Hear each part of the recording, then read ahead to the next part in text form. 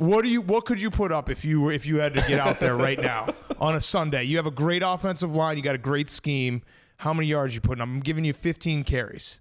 15 carries a game? Yeah. You know how many? Maybe I can put up, I don't know, 500-600 yards, something like that for the season. Okay. For the season, you know. There we go. Yeah, that's pretty good. The thing is, like, you're not actually joking about that, and I'm not joking about laughing about it because I believe that you could.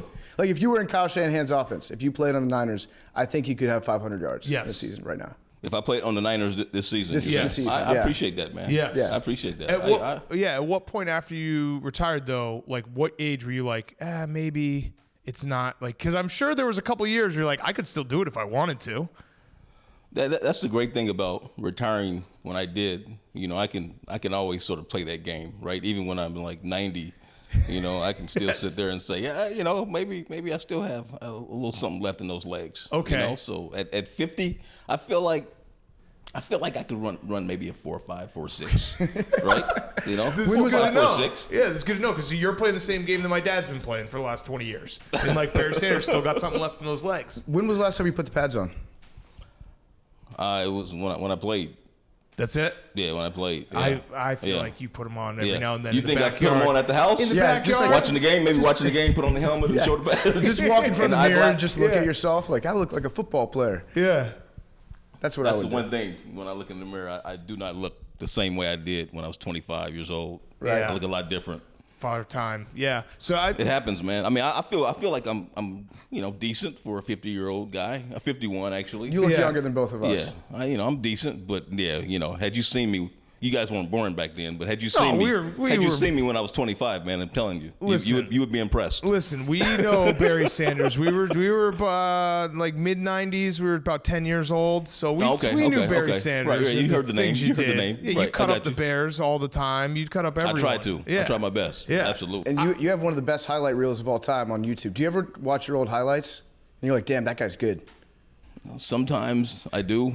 People. I don't like just go and Google myself and watch them, but just happen to see them. ESPN's maybe doing something. For instance, Chris Berman did his top 50 plays recently, and I was thinking maybe I'll come in at like number 20 or something like that. But I think I was like number 5 on his list of top 50 plays in NFL history.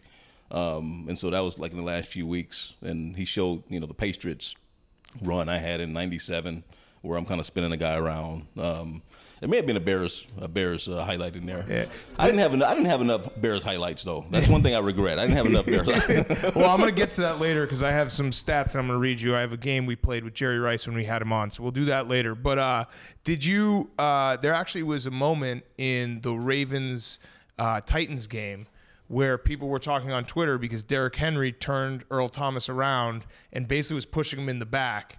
And it must be nice knowing that, like, when you juke a defender so bad that he's actually turning around, that's like Barry Sanders. That's like a Barry Sanders thing. That everyone's like, that's a Barry Sanders highlight. No, that's definitely a high compliment. Yeah. Like he got mossed or something like that. Right. Sort of thing. You got someone just turning around not knowing where they are on a football field. Absolutely. I mean, that's the thing that I live for as a running back. There was nothing I love greater than playing in the NFL and lining up at 7 yards deep. Playing this game, you never knew what was going to happen, and for me, I grew up watching great running backs, and you guys talked about Chicago. I mean, I was glued to the TV when Walter Payton played, or Tony Dorsett, or Marcus Allen, or Earl Campbell. Mm-hmm. The list goes on, and so I loved. I mean, hey, look, it's one of those games where sometimes you get humiliated, and then sometimes you get to humiliate the other guy. Right. So